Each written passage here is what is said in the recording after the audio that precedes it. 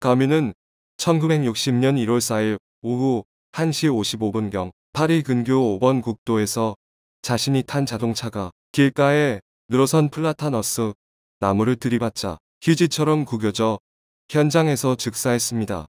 그때 나이 47살. 3년 전 약관 44살 나이로 노벨문학상을 받았던 젊은 거장 알베르 까뮤는 자신이 예언처럼 뱉었던 방식으로 죽었던 것입니다. 어린아이의 죽음보다 더 분노할 만한 일은 없으며 자동차 사고로 죽는 것보다 더 부조리한 것은 없다. 왜 자동차 사고가 제일 부조리한가를 따지려 하는 것은 아닙니다. 사실 모든 죽음은 부조리할 것이기 때문입니다. 적어도 알베르 까뮤는 그렇게 생각했습니다. 인간은 죽을 수밖에 없는 존재이므로 결국 삶이란 허무함으로 귀결된다. 허무함은 부조리한 것이다. 고로 죽음은 부조리하다.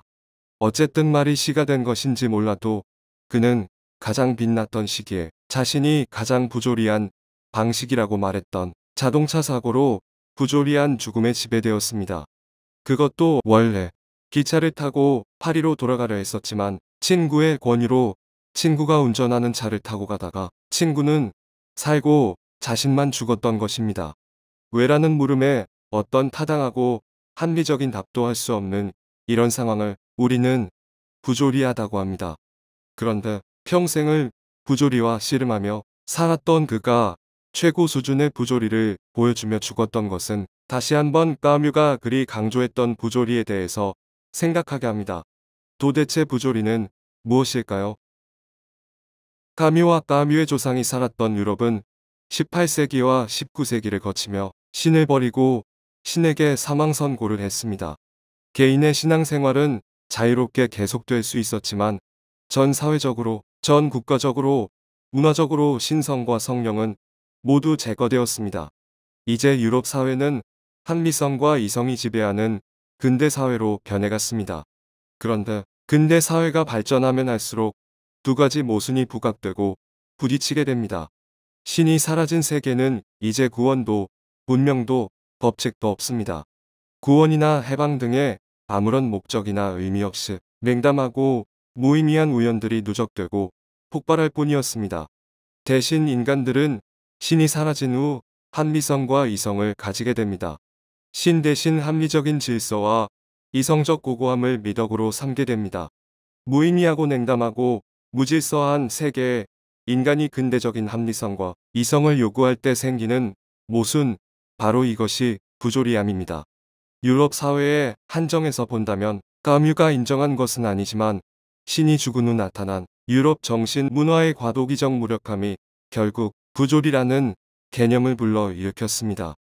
근대 이후 인간은 세계로부터 끊임없이 합리적 이유와 이성적 의미를 요청하고 찾지만 그러면 그럴수록 세계는 의미와 가치도 없는 불친절한 우연의 덩어리임을 드러낼 뿐이었습니다. 이때 인간은 부조리를 느낍니다. 부조리하다는 것은 쉽게 말해서 앞뒤가 안 맞는다는 말입니다. 조리에 맞지 않는다는 것입니다. 즉, 세계는 인간의 합리성과 이성의 견지에서 앞뒤가 안 맞고 조리에 맞지 않는다는 것입니다. 예를 들어보겠습니다. 태양이 동쪽에서 떠오릅니다. 태양이 떠오르기에 인간을 포함한 생명체가 지구에서 생존을 지속할 수 있습니다. 그래서 태양의 존재는 매우 고맙고 의미가 크며 절대적 가치가 있는 겁니다. 그래서 인간은 태양을 신으로 숭배해온 오래된 역사가 있을 정도였습니다. 그런데 이런 질문을 던져봅니다.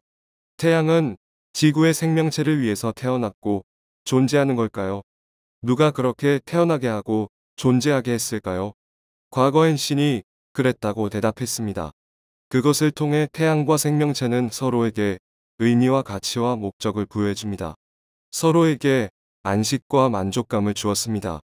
하지만 이제 그렇게 설명하지 않습니다. 태양은 그냥 우연히 생성된 것이고 앞으로 100억 년 정도 있다가 소멸될 것입니다. 이미 지금도 조금씩 소멸되고 있는 것이 과학적으로 밝혀지고 있습니다. 태양과 지구의 생명체 사이에는 어떤 의도와 목적이나 가치나 의미가 없습니다. 단지 우연과 그 우연 속에 태양계가 생성되는 상황이 있었던 것일 뿐입니다. 신 하나를 빼니 세계는 이렇게 의미와 가치, 목적과 의도가 사라졌습니다. 그리고 그것은 과학을 통해 넘치도록 증명되고 있습니다. 결국 세계는 삶은 무의미합니다. 무가치합니다. 목적도 가치도 없습니다. 인간과 상관없이 자기 길을 갈 뿐입니다. 인간이 만든 합리성과 이성, 그것이 기대하는 세계와 삶의 가치와 의미를 세계는 거들떠 보지 않습니다. 바로 여기에서 인간은 부조리를 느끼게 됩니다. 여기에서 까뮈는 가장 중요한 철학적 질문을 던집니다. 세계와 삶이 이렇게 의미와 가치와 목적이 없는데 우연히 태어나 필연적으로 죽을 삶을 지속해야 할 이유가 있는가? 왜 자살하지 않는가?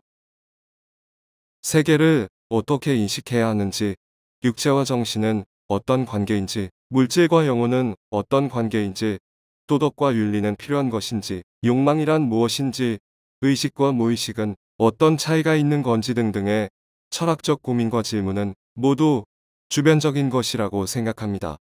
이런 고민들을 인간이 한다고 해서 자살하거나 죽을 인간은 없는 것과 달리 의미와 가치, 목적이 없는 이 세계에서 삶을 지속할 필요가 있는가? 라는 철학적 질문에서는 자살하거나 죽을 인간이 충분히 있다는 것입니다.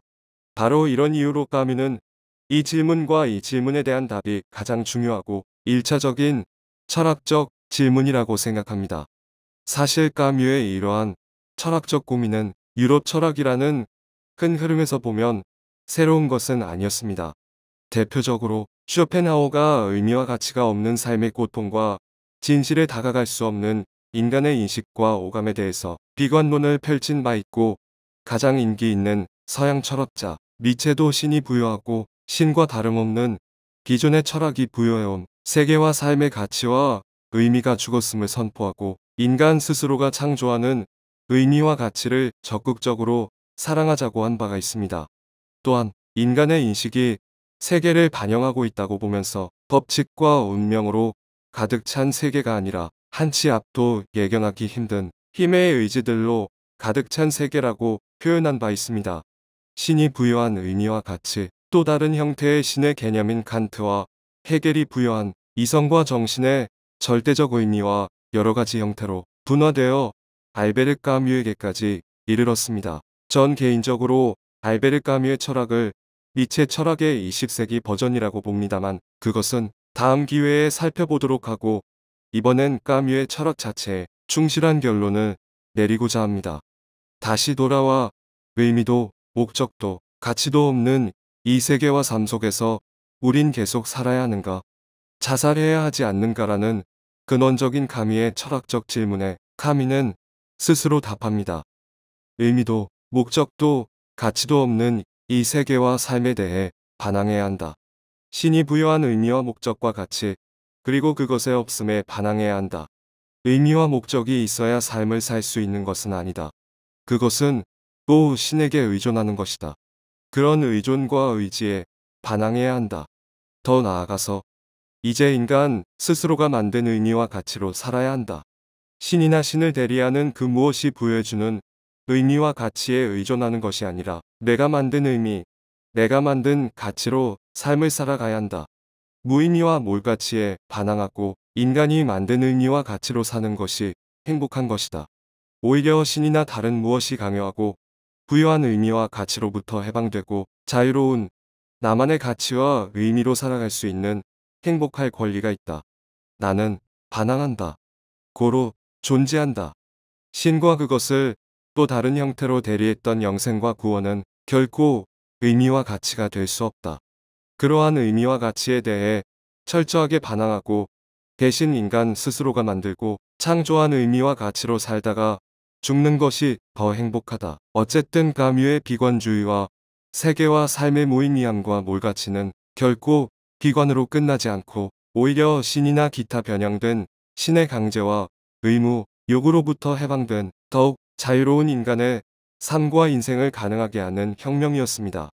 나는 생각한다. 고로 존재한다가 아닙니다. 생각 자체가 신과 신의 변형에 종속되어 있고 의존되어 있는데 그것이 어떻게 인간의 존재함의 증거가 될 수 있겠습니까? 그건 착각이었습니다. 오히려 까뮤에겐 나는 반항한다. 고로 존재한다입니다. 나는 신과 신의 변형이 부여하고 강제했던 그 모든 의미와 가치와 목적, 그리고 그것의 붕괴를 무의미나 몰가치로 몰아가는 모든 것에 반항한다. 그런 주술과 사기에 반항한다. 고로 존재한다. 고로 나만의 내가 만든 의미와 가치로 신이 죽은 이 세계의 무의미와 몰가치를 뛰어넘겠다는 것입니다.